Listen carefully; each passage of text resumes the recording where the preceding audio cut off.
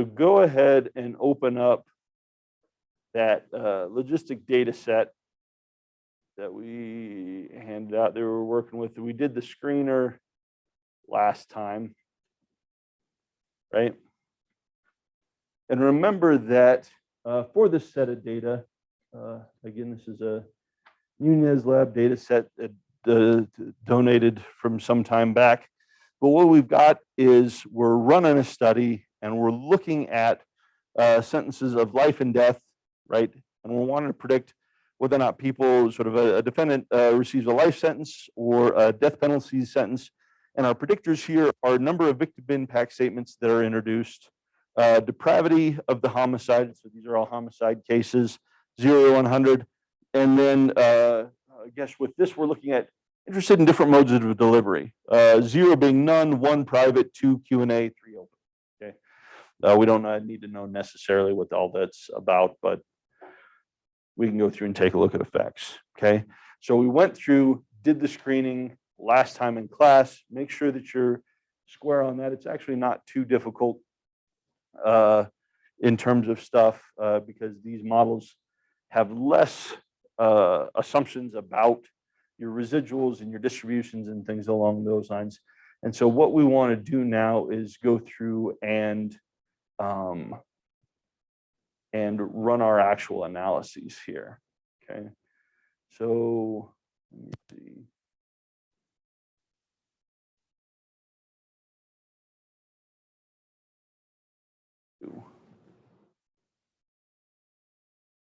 Actually,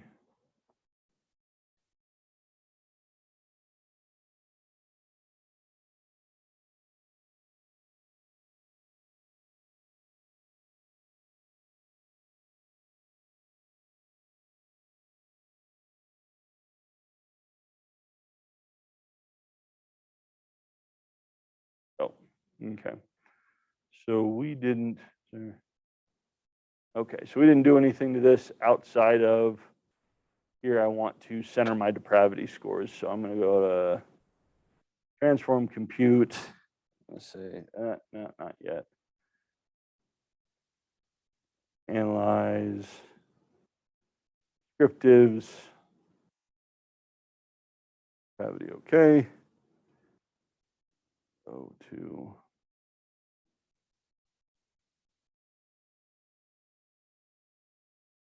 paste that. Okay.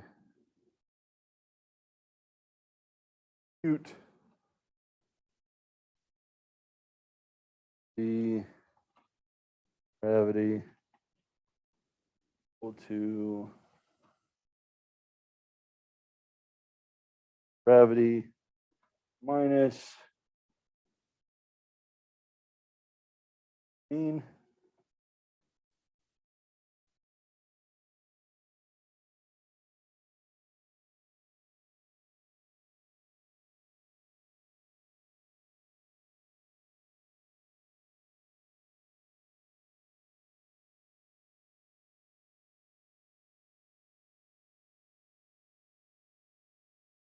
Go through, calculate my center depravity score, and go to descriptives. Make sure that I did that right. Yep, mean is 0, standard deviation is identical, so I'm feeling pretty good about this. Okay. So what we want to do here is run a model where we're looking at these things as predictors. So I'm going to go through and I'm going to go to analyze, regression, binary logistic. And my outcome is going to be sentence. And my covariates are going to be number of impact statements, standard depravity, and then VIS delivery. Okay. And then I'm going to go to categorical. Okay. The nice thing about this logistic model in SPSS is it will let me go through and specify, so I don't have to go through, create a bunch of dummy codes and go through and do this. I can say, hey, this is VIS delivery. This is my categorical variable. Pretty slick, right? And so I go through and I want to make sure that for this, it's going to code this as indicator variables with my reference group as my first group. Okay, so always want to make sure that that makes some sense, because remember, when we're talking about logistic regressions, everything is dependent on who your reference group is. Okay, always need to know who that is. So here it's going to put at first. You can change it to first or last, so be careful about that in terms about how you're thinking your coding. There are different contrasts that you can go through and set up. We're just going to keep it on indicator. This is the dummy code strategy that we've used before. So we're going to say, okay, we like this. We're going to hit continue. And then in terms of options, we're going to ask for confidence bounds for exponentiated variables. I think that'll be good for right now. So we hit continue there. And I think that's it. So I'm going to go ahead and hit paste.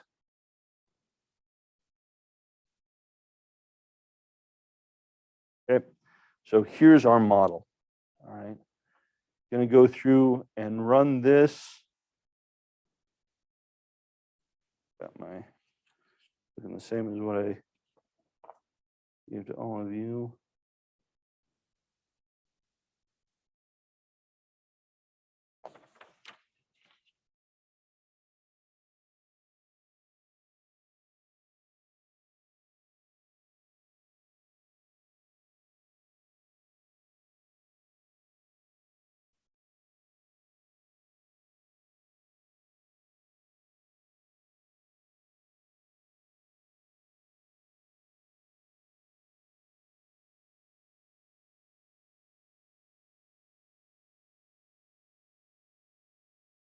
I must have fooled around something different with my.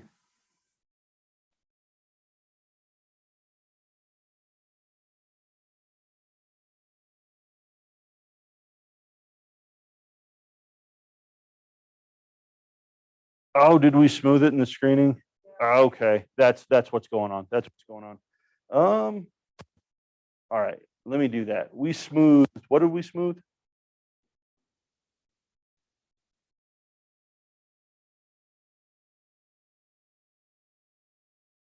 Okay.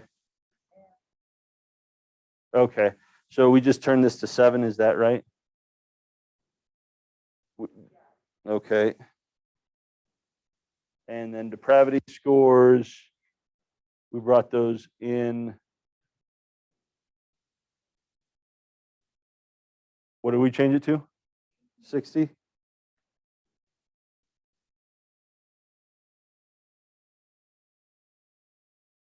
Is that right? So we just brought that one in and that's it? Okay. So let's go through, go.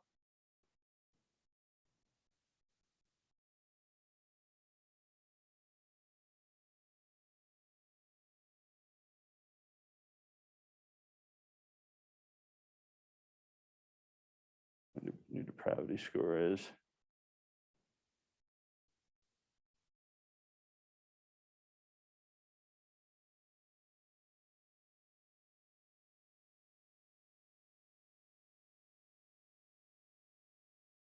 Redo that.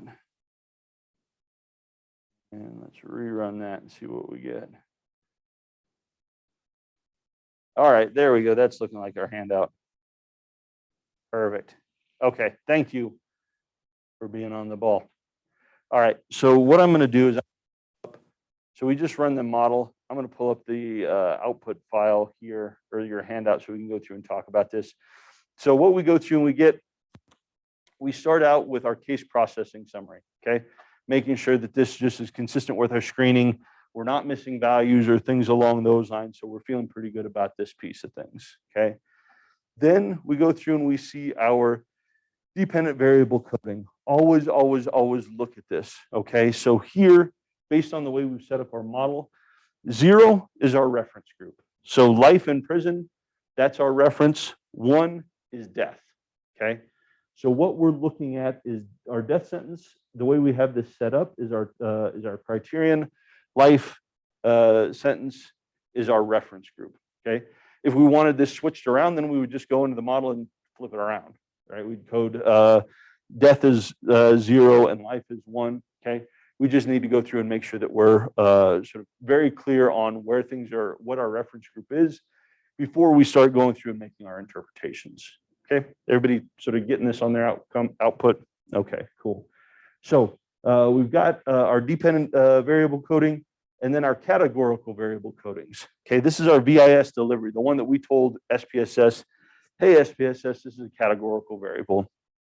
And so what we've got here is we see that for no VIS delivery, 1, 2, 3, this is 0, 0, 0. None is our reference group here. Okay, for private, we've got 1 for private and 0 for the other two. Q&A, 1 for 2, 0 for the other things. Open, 1 here. So this is very, very important when we go through in your parameter coding. So 1 is going to correspond to private, 2 is going to correspond to Q&A, 3 is going to correspond to open, none is going to be your reference group. Okay, always check that to make sure that that's what you're actually wanting. Okay, because again, I can't emphasize this enough. Your reference group is 100% critical to properly interpreting what's happening in your model. Okay, yeah.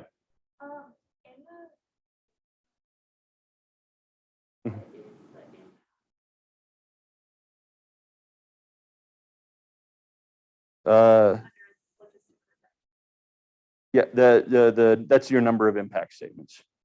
Oh, so yeah. Oh. Yeah, because yeah, we had gone through in the screening, had smoothed that and sort of renamed that variable. So that's what, yeah, that's what that is. Okay. Yeah, cool. Everybody clear on sort of what those variables correspond to? Okay, cool. So then what we're going to do, go down through in your output, you're going to get block 1. This is your it's called your beginning block. And you're going to see a classification table. What this is doing is this is the model. This is your logistic model classifying people based on no predictors. Okay. And what's happening, what happens in this model in the absence of predictors? What is your logistic regression model doing in terms of predicting outcomes? What does it look like, Matt?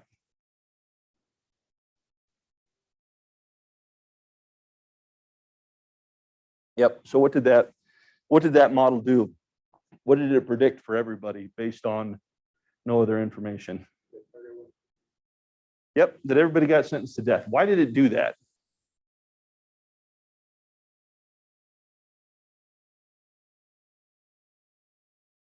Elizabeth, what's the most common outcome in this data set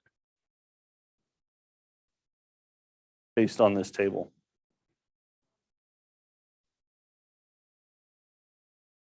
Yep, right. And so if I'm looking at, and I'm saying in my outcome, the most common outcome is death, in the absence of any other information, what's my best guess for everybody? Death, right? And so basically what the model has just done is it's just predicting the mean, right? Is just saying like, hey, so I'm just going to assign everybody, the most common outcome. And that's going to make me right 57.7% of the time, right? In the absence of other information, is there any other strategy I can take that's going to improve that over the long run? Nope, that's going to be my best, right? So in the absence of any information, what your model is going to do in this baseline is it's just going to predict the most common outcome, okay? So makes some sense there if we see what's happening. And then what we've got here, variables in the equation, you see this is just your constant. This is your constant only model, okay? And what this is doing is it's just giving you the log odds of death versus life with no predictors, okay? So remember that with our logistic regression, well, we're interested in the probability of some outcome, right? But can we predict probability directly? Nope, we can't, because probability is bounded by 0 and 1, and the distribution of that probability function is S-shaped. Our linear models don't do a good job of handling that, but what we can do is we can take that S-shaped function, we can run a transform on that, right? Which gives us a log odds, which is generally our general link function here, right? So what we can do is log odds are linear in their distribution and range from negative infinity to infinity, right? Or 0 to infinity. And so we can predict log odds with a linear function. It's just then our outcome is log odds, right? We can do stuff with that, but we need to know what that is. So basically, what this is saying is this is just giving us the log odds of the probability of death versus life in prison, okay? And that value is 0.311. Does that mean anything to anybody? Not really, right? So what we can do is we can have SPSS exponentiate that, right? And remember, when we're exponentiating, what we're doing, take base E to the 0.3, which is going to get us to our exponentiated value. Let me make sure that's right.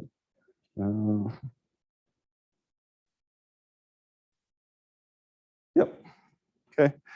Everybody pull out a calculator and make sure that you can do this. Okay.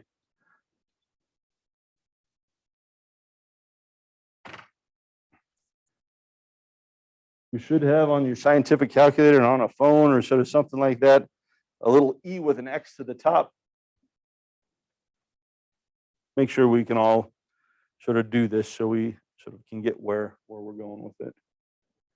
Get it? Raise your hand when you got that answer.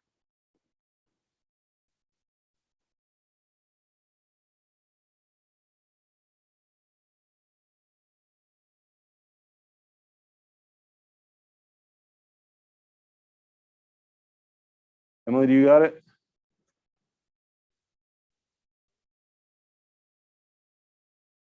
What's that? Right there, 0.311. Sam, do you got it? Okay, so this is all we're doing. We're just exponentiating that log odds. And we take that log, SPSS will do it for us. It's good to know where that number is coming from. It's just this, it's basically taken to that power, which takes our log odds and turns it into an odds ratio, okay? Odds ratios are nice is because we can go through and interpret these odds ratios. So here with an odds ratio of 1.365, this is saying that the odds of death in these data, absent any other information, just looking at sort of just what's going on in the data, the odds of death are about 1.4 times greater than the odds of a life sentence. Okay. Remember that an odds ratio is the odds of this thing over the odds of something else. This is going to be the odds of a death sentence over the odds of a life sentence. And so we're saying odds of death are 1.4 times greater than the odds of life sentence based on sort of these data, just kind of state of affairs. We could also say that we're 40% based on these data. Any random person selected from this data set is 40% more likely to be sentenced to death versus life in prison. Okay. We're just going through how did I get 40% more likely? What did I do there?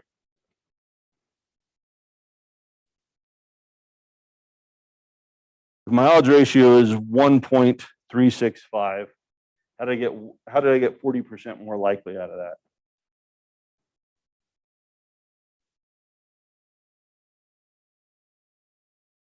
Is that?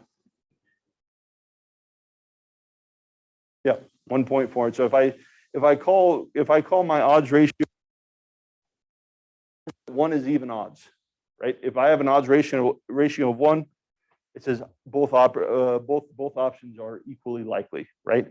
But so 1 is not sort of, but as we go above 1, odds ratio is above 1 means an increased likelihood. Odds ratio is below 1 means a decreased likelihood. If we take that odds ratio, subtract 1, that gives us a percentage increase, decrease. So we could say 40% more likely to be sentenced to death versus life in prison, just based on the information, just based on sort of the data that we have, the sample that we collected here, right?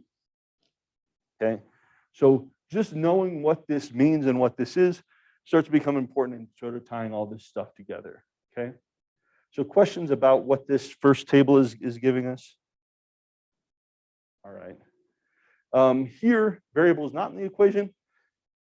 These are our Lagrange multipliers. We're going to come back to that in a moment. It's just remember that unlike our standard OLS regression with logistic regression. We got like 3 different ways to go through and test the contribution of individual predictors. These are score tests or a Lagrange multiplier. This is kind of an in-between sort of option. But basically what this is doing in general is just looking at improvement in model or reduction in model fit with the exclusion of sort of some variable here. Okay. But we're not going to sort of rely heavily on this. We're going to come back here and sort of compare it in just a moment. But we're going to skip that from right now and going to go down into this block 1. Okay. Block 1 method equals enter. This is our actual model that we're actually sort of wanting to take a look at. Okay. Here, what we've got in our omnibus test. Here, this is our chi-square test. This is going to give us the reduction in our -2 log likelihood given the inclusion of our predictors. Okay. So remember that our overall model fit is given as a -2 log likelihood. -2 log likelihood just gives us a positive value, right? Because our log likelihood is always going to be negative. If we multiply our log likelihood value by -2, it turns into a chi-square distribution. Okay. And what we can then do is we can test nested models. All right. So what this is giving us is right here is our -2 log likelihood. If we go down to the model summary, this -2 log likelihood, this is the fit for our model. Okay. Now, is -2 log likelihood, does that have any intrinsic meaning? Nope. It's just a number, right? But what we know is that for a model, if we have a nested model, and a nested model is as we go through add or subtract predictors in the same model, as that -2 log likelihood gets lower, that means our model gets better. Our model gives a better fit. Yeah. Is that the overall fit or the best? This is the overall, this is the fit of that model. Okay. So here's our -2 log likelihood, our chi-square value. This is the difference. This is the difference in our -2 log likelihood value between our model with predictors versus a model without. Okay. So our block 0, that was our intercept only model, right? Here we get the -2 log likelihood of our actual predicted model, right, with our predictors. And our chi-squared test, this is a test of the difference between our -2 log likelihood from the intercept only versus this model. And then remember that our chi-square is on a sort of equal to a degrees of freedom equal to the number of predictors in our model. Okay, so we've got 5, a value of 5 here. Why is this? How do we know that this degrees of freedom here on the chi-squared is correct? How many predictors do we have in this model? Yeah, we do have 5. What are our predictors in this model?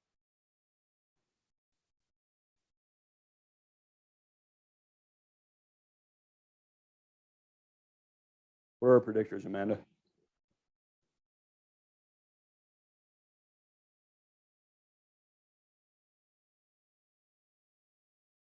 Nice work, right? So what we've got here, think about SPSS just did what we had to do by hand in the moderation set, is we had to go through and build dummy codes. Here, SPSS just does it for us, and it gave us a dummy code for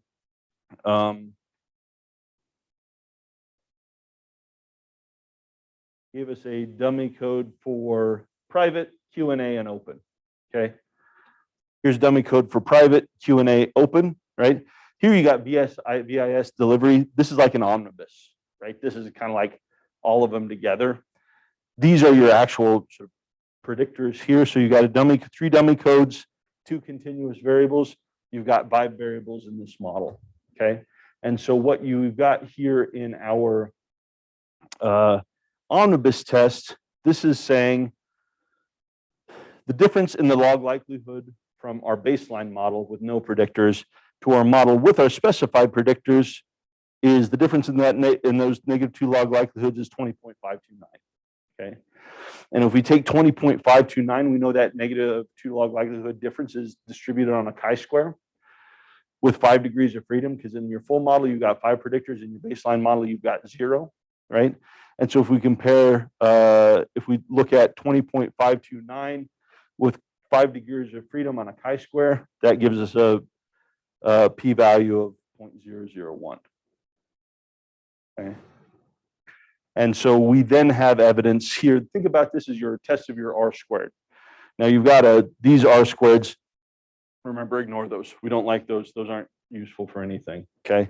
But what we do want to notice is, so, okay, here's the -2 log likelihood of our full model. We know that this -2 log likelihood is 20.529 points lower than the -2 log likelihood for the model without any predictors. And we know that this is associated with an increase in, we have evidence for an increase in model fit because we can test this on a chi-square distribution. Okay. So basically what this is doing is it's just testing a model with no predictors against a model with predictors to see if this improves overall fit. Okay. People kind of comfortable with this process, and we're going to do a different example of this a little bit later on, but people okay with this? Okay. So looking like, yes, the inclusion of these predictors does improve the fit of our model.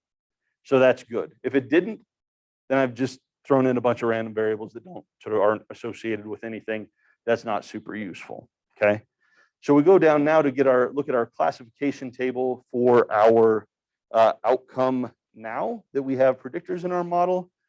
And Emily, what's happened to our predictive power of our model? What's that? Become less accurate with predictors? Scroll up and compare that to the model, to the overall percentage correct for. Oh, I guess like. But overall, are we getting better or worse at identifying our outcome? Yeah, right. What was our overall percentage before with no predictors? Okay, and now it's 69.1, right? And so we can go through and use, and we can count, we can calculate sensitivity, specificity, positive predictive value, negative predictive value, sort of all of those types of things.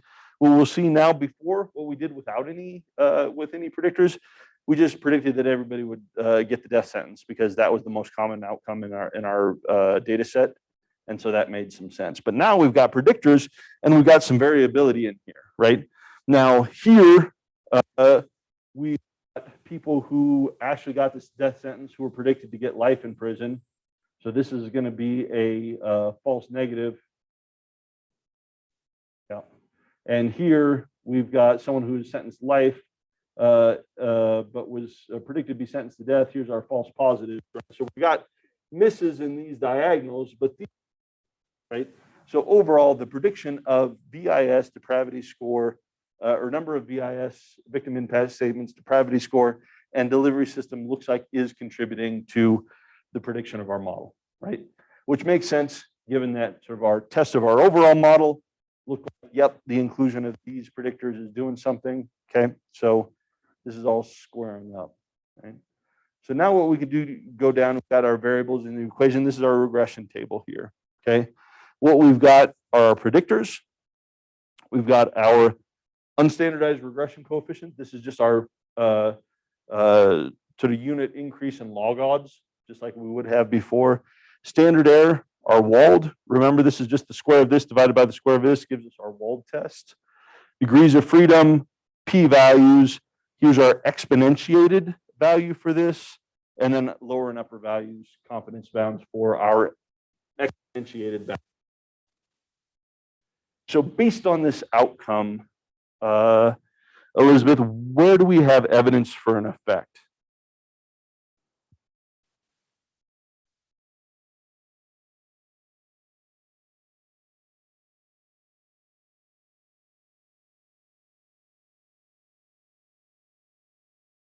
Yeah, depravity. Okay.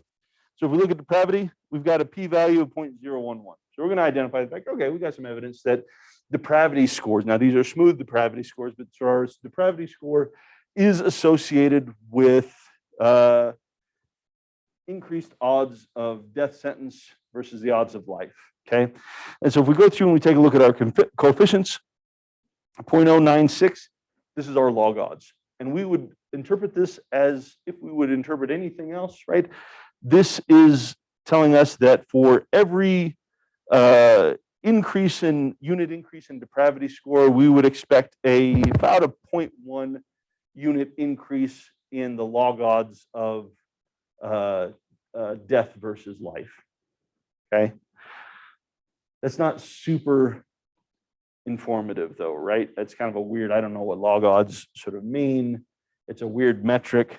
So what we can do then is go through and take a look at our exponentiated value. Our exponentiated value is a value of 1.1. And that's exponentiated value is a odds ratio, right? And so my odds ratio here is 1.1, right? So we could say that a 1-point increase in depravity increases the odds of death versus life sentence by a factor of 1.1. Okay. Or I could say that a 1-point increase in depravity score is associated with about a 10% increase in the odds of death versus life. Okay. So if I take 1.1 divided by 1, I got a 0.1. So that's a 10% increase per unit increase in depravity score. I'm seeing about a 10% increase in the likelihood of receiving a death sentence versus the odds of receiving a life sentence. Okay. People kind of see how we're interpreting this. Right. So we're going to come back to this for a moment, but also going to go through and take a look. So here we see VIS delivery. We have a Wald test and a significance value. We don't have a coefficient. What this is just looking at the VIS as a categorical variable. This is kind of like an omnibus test. Does the inclusion of VIS delivery as a categorical variable, does that contribute to prediction? And it looks like we do have evidence that it does, right? But it's a multicotomous variable, and so it's hard to say like where that's actually coming from. And so what we've got here is our actual dummy codes, right? And for our actual dummy codes, Katie, which one of those dummy codes is looking like it's coming up with evidence for an effect? The first one. And what does VIS delivery 1 correspond to? Scroll back up in your private versus. Okay, so it's private versus, what's our reference group?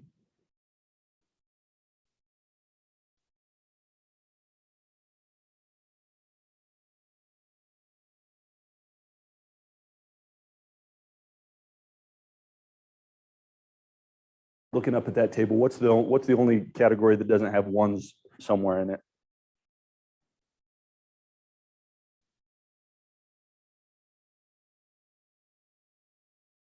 So if we go up here, so this is important, right? So if we look at our categorical variable codings, so private is 1, Q&A is 2, open is 3. What's our reference?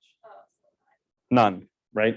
So if we go down through and we take a look, we say that overall, we have an omnibus effect for VIS delivery. It looks like this is a variable that's contributing to our outcome. But specifically where that contribution is coming from is with our dummy of VIS delivery 1, which is private versus not at all, okay? And if we go through and we take a look at this, so again, we've got a log odds value here, which is saying that we would expect a 1.5 unit decrease in the log odds of death versus life across VIS delivered in private versus not at all, right? But again, that's not sort of terribly informative in terms of things, right? So what we do is we go through and look at our exponentiated value. Exponentiated value is 0.222. So our odds ratio for the odds of death versus the odds of life is 0.222. What does that value mean? We've got an odds ratio of 0.22.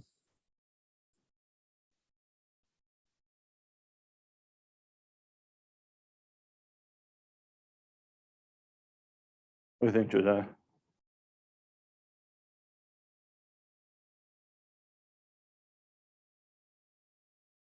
For what?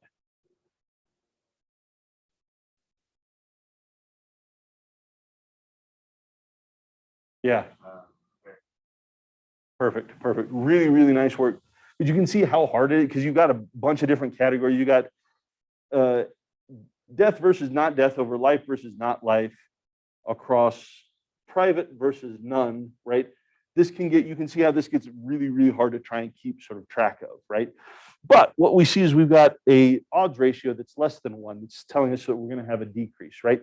So what we would say here, and there's different ways you can interpret this. And in this problem set, I would that handout I sent to you, that email, sort of thing like that, is kind of giving you lots of different options. I would play around with different ways of thinking about this because different ways of presenting is going to sort of make more sense in some ways and not in others. But what we could say here is that the odds of death are 0.22 times as likely as that of life with BIS delivered in private versus not at all. Okay. Now, that's an easy enough way to say that, but it's not necessarily as intuitive. Because if I say something's 0.2 times as likely, what I'm saying is that's less likely. But those words don't necessarily maybe hit home as much. So I actually like, Josiah, your way better is saying basically the odds of death are 80%, about 80% less likely than the odds of a life sentence for BIFs given in private versus not at all, right? Now, BIS given not at all is a weird reference group for this, but let's suspend disbelief in that and just like assume that that makes some sense, okay? But you're exactly right.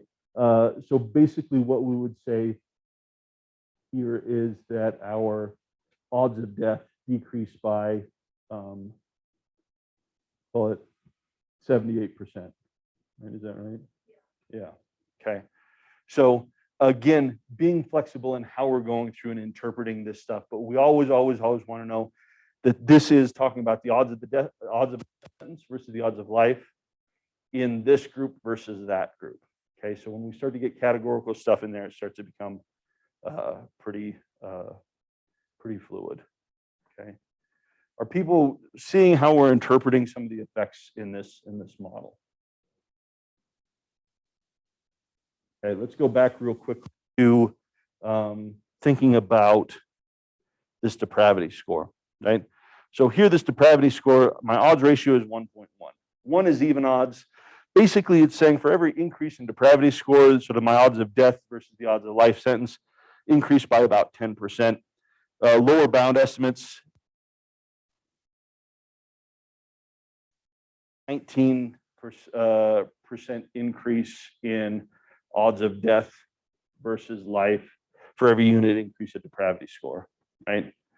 So an odds ratio of 1.1, does that seem super strong in terms of effect? No, it really doesn't, right? But Elizabeth, let's think about our depravity variable. What did that look like? What's that?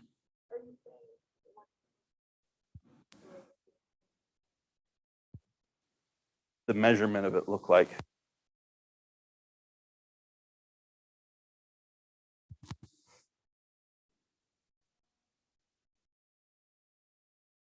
0 to 100. Yowza. Okay. What does a 1-point increase in depravity score mean?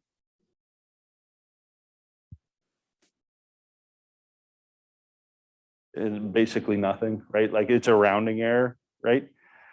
So what we can start to do is start to think about in terms of practical interpretations. You'd be like, well, this is a really small, and if I went through and used the D formula, that would be associated with a really small D.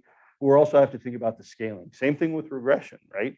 Like I got a 0 to 100%, get like 1/10 of a percentage of a point on this thing. But if I got a lot of variability in that scale, that can start to mean sort of important things. Also remember, do we have a straight linear function of our within our logistic model? If I go from a 1 unit increase to a 2 unit increase, does that just double my outcome? No, it's exponential, right? So what I could do there is let's not talk about a 1-point increase. Let's talk about, well, what would happen if I had a 2-point increase? What would be the increase?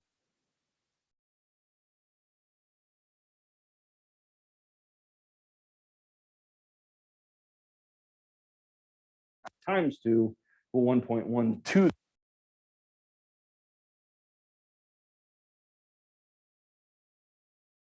increase of the odds of death versus the odds of life. Okay. You see where this is going. Is a 2-point difference in depravity score. I don't know. Brittany, we're talking about depravity. Is a 2-point increase in depravity 0 to 100 a big deal? Now, those are functionally the same cases, right? What if we were to go a full standard deviation? Standard deviation is nice, right? Because it tells us sort of within bounds of stuff.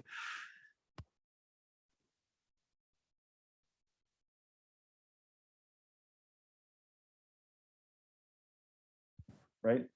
It makes about a sense, point difference, right? Sort of on average, sort of going through here.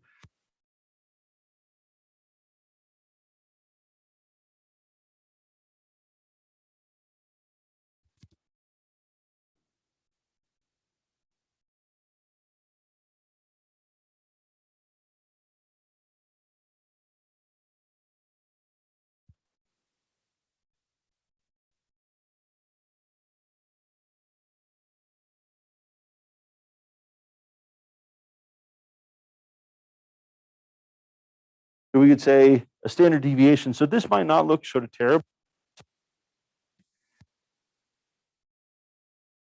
If I, and again, exponentiation as opposed to, and what we've got here is a standard increase in depravity score based on our scale. Increase the like over the likelihood of life sentence by 136%, right? Now, all of a sudden, that's starting to look pretty intense, right? Like I can't add too many depravity points before I start to increase the likelihood of me getting a death sentence, right?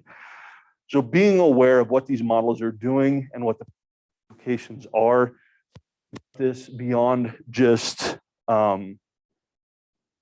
looking at this just beyond like p-values and what's a significant predictor and what's not in terms of thinking about like the actual implication for these different outcomes, right? So Rachel, if you're looking at suicide attempts, yes and no, right? Or Katie, you're looking at substance use, yes and no, right? These things that can start to look pretty small as you start compounding them and increasing them. For this, it's the difference between this group versus that group. So that's just kind of what it is, right? But with our continuous predictors, because we're working on this as on a exponential scale, that starts to step up real fast. So just be aware of that. Okay.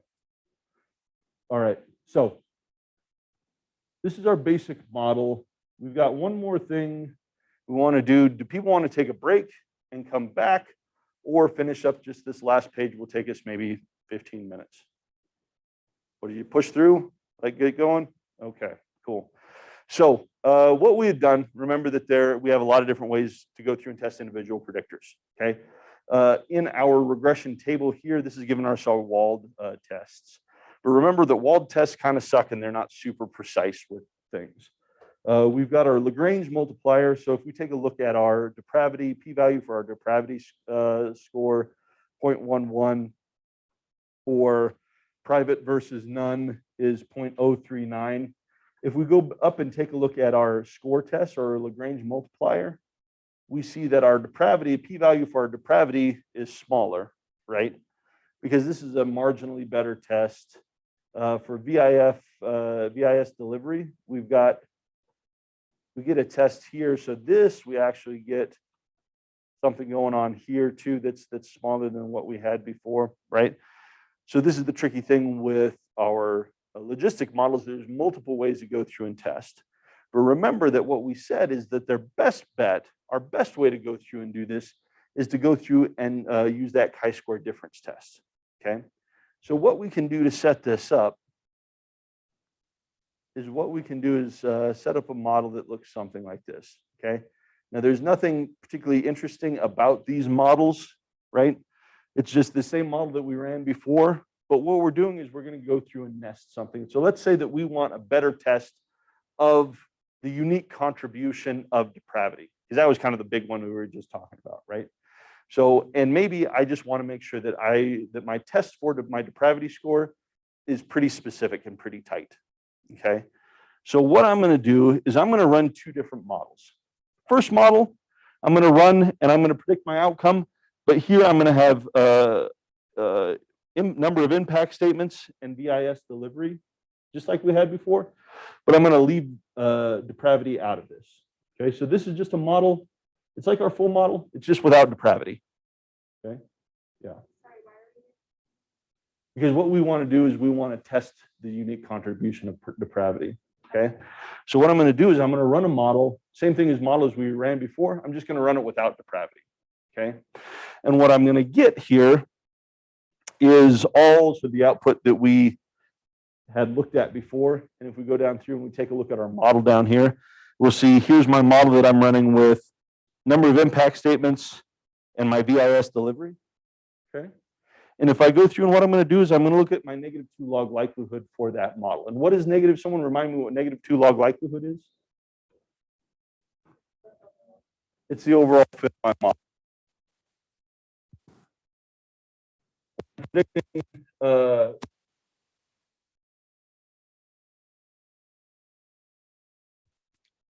Um,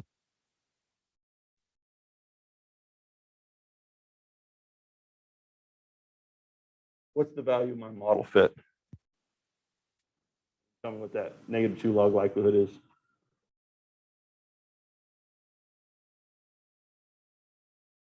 What? 0.32. All right. So my model, my prediction of death versus life based on just number of VIS statements and the type of delivery gives me a model of 156.32. Okay. And then what I'm going to go through and do is I go, okay, that's what the model looks like with those predictors. What happens if I add depravity into this? Okay. So what I'm going to then do is I'm going to run another model, but this time I'm going to have number of impact statements, depravity, or excuse me, VIS delivery, but this time I'm going to add depravity in. Okay. Throw depravity into my model. Okay. And so I'm going to go down through and we're going to see that this is my depravity model. It's the same model that we had just sort of gone through and looked at. So there's nothing really new and interesting here. But what I'm going to do is I'm going to go through and I'm going to take a look at my log likelihood. Likelihood. It's full. And what's likelihood?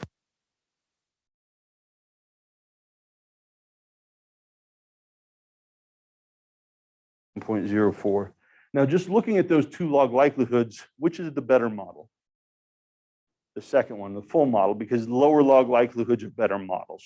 Okay, but just because I'm eyeballing it and it's different, is that a meaningful difference? Is that a meaningful reduction in my -2 log likelihood?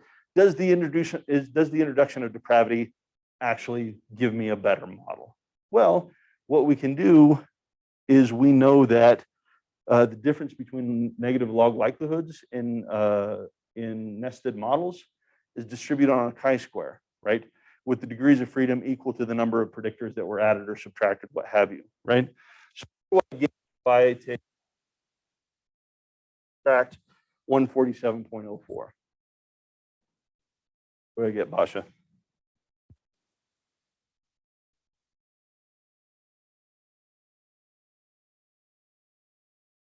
Okay. So then what I can do is I say, okay, what I know is that -2 log likelihood, that difference is distributed on a chi-square distribution with degrees of freedom equal to the number of difference in variables that I've got, right? And so if I go through and if I look at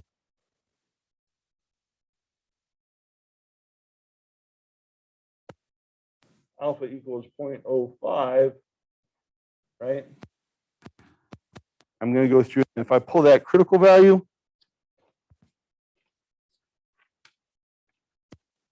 the critical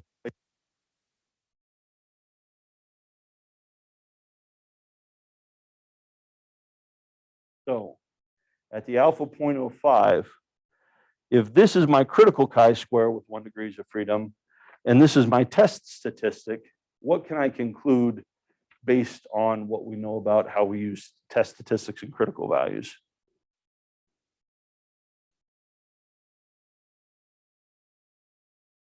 What do you think, Matt? 3.84.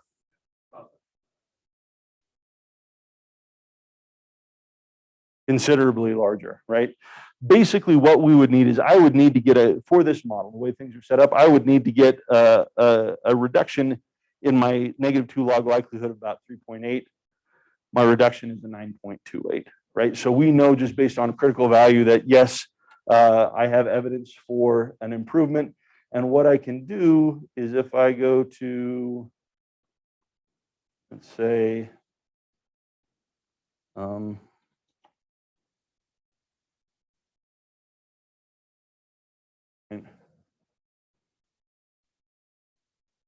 if I've got a chi-square of 9.2,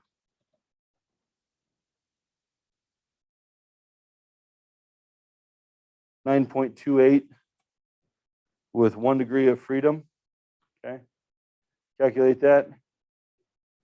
I get a p-value of 0.00, we'll call it 0.002.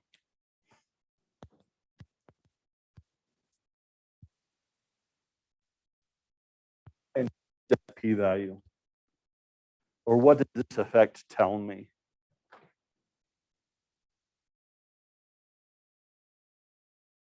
What do you think, Amanda?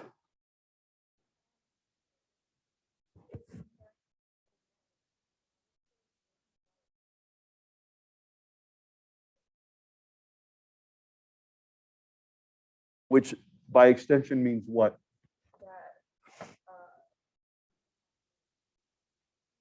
Yep. And by extension means that there's an effect that it's a predictor, right? Think about this as basically like sort of your hierarchical regression. If you're just adding one variable in and looking at R-squared change value, the p-value for the R-squared change is always going to be identical to the p-value for your individual coefficient, right? Because you're just adding one thing. Here's the model. Here's what we're doing we're adding this other thing, right? And so this is the process. Remember that we can go through and in this module in SPSS, now if you were to run this in multinomial regression, it would provide this for you automatically. This one, it doesn't, but recognizing that what we can do, if I go back through and take a look at, so basically using my negative log likelihood difference test, this is giving me a p-value for the effect of depravity of 0.002, okay?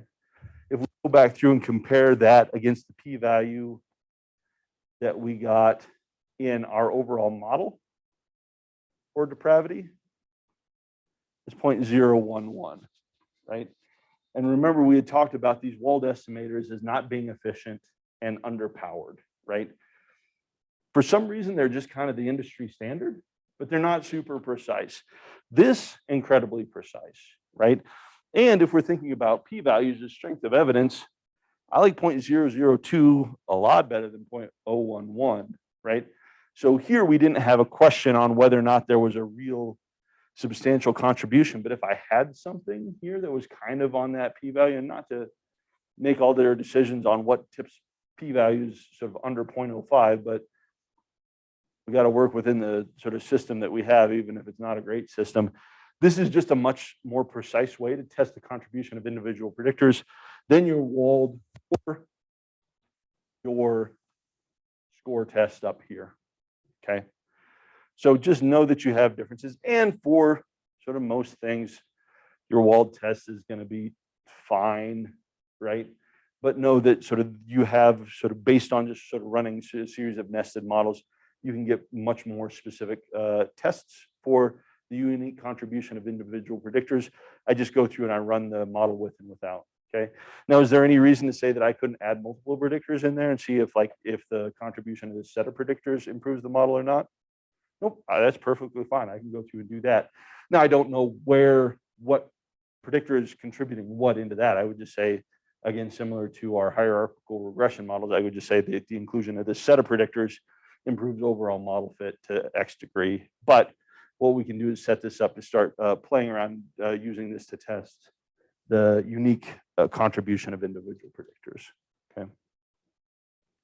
So a little bit different than our standard OLS regression where the p-value is the p-value, like the test is the test. Here, we're using, again, remember that this is all maximum likelihood estimation, right?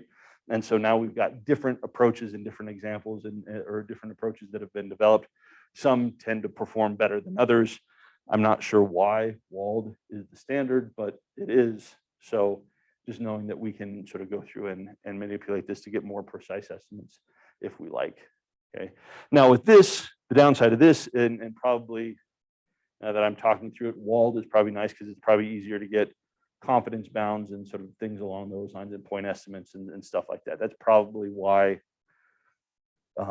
those are presented. But if we're wanting to look specific at tests, right? Hopefully the effects that are reasonable, you're not having to sort of split hairs too much, but just understand that this is sort of a thing that you can do with these models. It's pretty slick.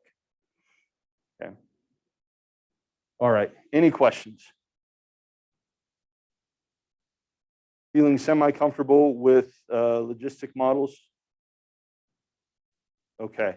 So you've got this last problem set that's going to be due last day of finals. I would encourage you to get it in before the last day of finals, if at all possible, just so you're not waiting until the last minute, but recognize you're busy people with other things going on in your lives. So if it's the last day will say 5 o'clock on Friday, so that you have a hard deadline for that. Just get that in. Again, try and take your time. Again, it's not this problem set will be similar in magnitude to sort of the last one. Some of you have already started on it. That's good. It shouldn't be too terribly burdensome, but do be careful. Make sure that you're square away on interpretations. Always make sure that you know who your reference groups are when you're interpreting this, because otherwise you get turned around in terms of your interpretations. Make sure you know what different pieces and parts of your output look like. And then also make sure that you understand what this model is doing. Remember, what we'd like to do, what would be cool is if I could just test the probability of something happening, but we can't because that has a funky distribution. So what I got to do is I got to do some transforms, and I can predict the log odds as opposed to a probability. But even with that model, if I understand how that model is set up, I can still get a probability. I just have to sort of insert some stuff and do some math to get there, right? So I'll have you do that, have you work on this, have you play around with some other stuff. So get a head start on that. Don't wait till the last minute. And once you get that in, you'll be all finished up with things. Okay. Any final questions? All right. Nice work, folks. Congratulations on being close to the end of your first semester of graduate school. Or first year, not semester. Get it right.